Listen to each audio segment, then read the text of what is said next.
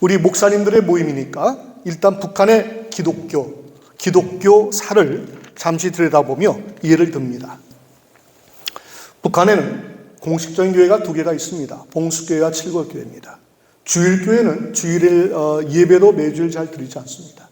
주일 예배를 드릴 때는 10시에 드립니다. 물론 수요일 날 주일 저녁 금요 집회도 새벽 기도회도 없습니다. 그나마 1980년도 이전에는 손님이 와야만 문을 여는 교회. 그러나 1980년도 전후로 북한에 가는 재미교포들이 많아지고 남한의 크리스찬들이 점점 많아집니다. 주일이 됐습니다. 당신들 교회가 두 군데나 된다는데 교회 가서 예배 좀 드리자 요청합니다. 1년에 5번 문을 여는 교회가 1년에 10번 문을 여는 교회가 되고 1년에 20번 문을 여는 교회가 되고 1년 내내 매주일 문을 여는 교회를 우리가 만들어 갔던 겁니다.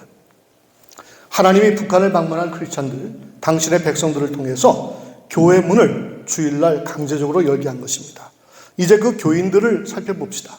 봉수교회 참석 교인들은 교인 허가증을 가져야 됩니다. 그리고 대략 200명에서 300명으로 알려져 있습니다. 철저한 당원들입니다. 북한에서는 당원 거는 거에 목숨 겁니다. 그만큼 특권층이 되는 거기 때문입니다. 이 당원 중에 또다시 당성이 강한 사람들을 선발시켜서 교인 훈련을 시킵니다. 한마디로 교인 허가증을 받기 위한 훈련소입니다. 기본적인 성경도 읽어야 되고 찬양도 해야 되고 어디에서 아멘하고 어디에서 할렐루야하고 그리고 어디에서 박수 쳐야 되고 기독교적 언어, 주님의 은혜, 주님의 사랑, 주님의 평강, 우리는 한 형제요 자매 등등 기독교적인 언어를 배우고 또 훈련시킵니다. 이들은 동원된 교인들이 맞습니다. 그리고 이들이 모인 교회, 봉수교회와 칠곡교회는 가짜 교회요 선전용 교회가 맞습니다.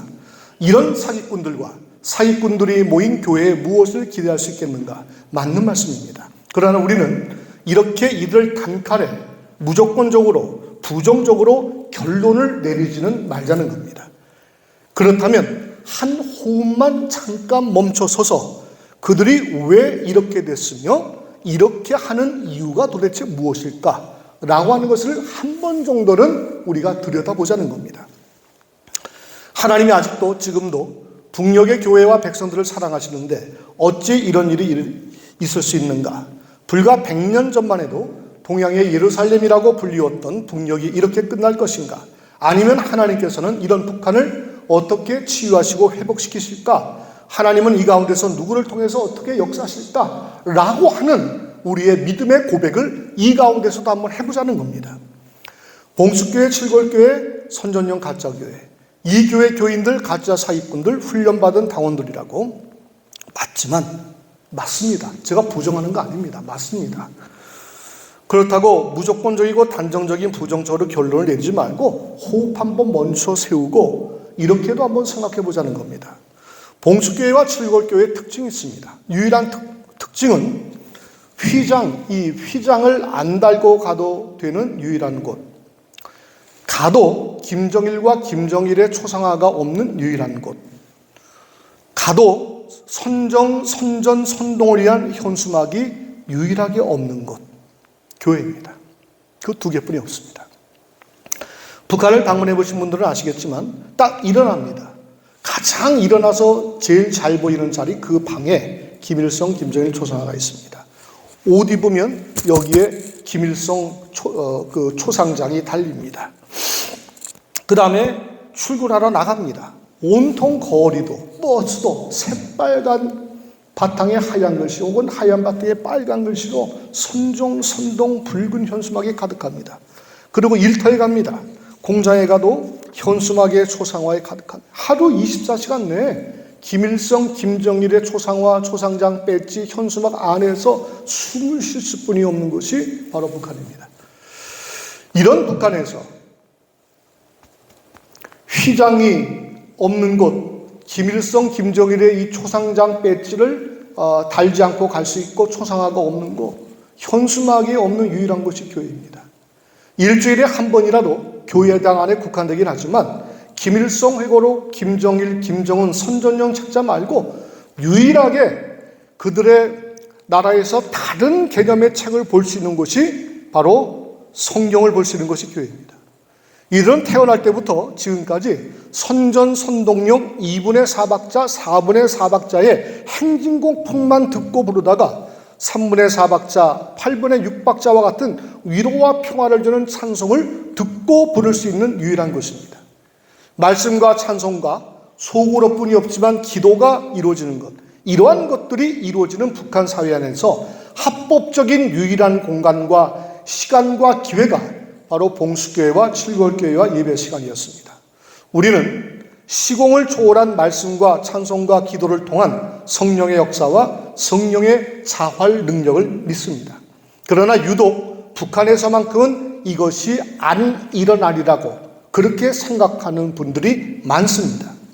우리가 자주 말하는 성령의 능력을 북한이라고 하는 나라에는 없다라고 제안하는 스스로의 모순을 우리는 북한을 바라보면서만큼은 자주 범하고 있습니다. 아무리 주체사상이 지배하고 통치하는 북한이라 할지라도 성령은 시공을 초월하여서 북한에서조차 분명히 역사하십니다. 그리고 하나님은 북한 안에서도 하나님 나라를 점점 분명하게 넓혀가고 계시다라고 하는 기본적인 믿음의 고백을 갖고 우리가 바라볼 수 있기를 바랍니다. 그렇다면 일주일에 한 번이라도 유일하게 성경을 볼 수 있는 것, 찬송을 부를 수 있는 것, 교회를 주목해 봅시다. 그들에게 공식적으로 반복적으로 전혀 다른 충격이 옵니다. 정말 충격입니다. 쉐이크입니다. 완전히 흔들립니다. 겉으로의 변화는 없는 것처럼 보입니다. 그러나 세 가지를 기대하고 소망합니다. 지금 말씀드린 첫 번째, 시공을 초월한 성령의 역사와 두 번째는 이미지 미션입니다. 전혀 다른 세상의 경험을 통해 내가 태어나서 지금까지 학습한 대로 기독교가 나쁜 악마는 아니구나. 교회가, 종교가 아편만은 아니구나. 어떻게 보면 기독교도 교회도 크리스찬들도 함께 살아갈 수 있을지도 모르겠구나 라고 하는 그와 같은 도전을 주는 것, 이미지 미션입니다. 세 번째는 내면적 변화입니다. 이런 기도와 소망들이 종합적으로 나타나는 현상적인 장면들도 저는 체험을 했습니다. 이렇게 전문적으로 교회 참석 당원으로 선발되어 훈련받은 이들이 6개월에 한 번씩은 절반이 갈립니다. 참 흥미로운 현상이었습니다. 과거에 6개월에 한 번씩 4년간 10여 차례 북한을 방문했을 때, 바로 평양신학원의 재개원 문제 때문에 방문했을 때 봉숙교회를 1년에 2번을 가보니까, 그리고 4년을 가보니까 거의 6개월에 한 번씩은 절반 이상의 교인들이 갈리더라고 하는 겁니다. 이게 도대체 무엇을 의미하는 걸까? 저는 이것이 성령의 가랑비 역사라고 봅니다. 쉐이크입니다. 일평생 김일성, 김정일 회고록 듣고 배우고 외우고 자아 비판했던 이러한 선전용 책자에 물들어있던, 빠져있던 사람이 성경을 보고, 그 북한 목사들 설교하잖아요. 95%는 예수 얘기합니다. 다만 맨 뒤에 결론을 위대하신 수령으로 맺는 그거는 한 1, 2분뿐이 안 돼요. 우리랑 똑같아요. 이렇게 성경의 말씀, 전혀 다른 사람인 예수 얘기를 듣고 행주공풍인 위로의 찬송을 듣고 부르는데 그 가운데 어찌 성령이 역사하지가 않겠습니까?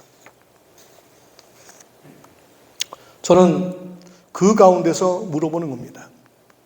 봉숙교회, 칠골교회, 그 다음에 교인들, 가짜교회, 가짜 당원들 맞습니다.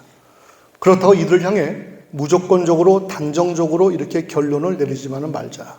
왜? 북한의 자유와 회복을 위해 활동하고 계시는 하나님의 긍휼의 눈물을 우리는 성령의 역사를 바라보아야 된다. 그리고 그 하나님의 나라의 역사에 도구가 되어 사용되어져야 된다.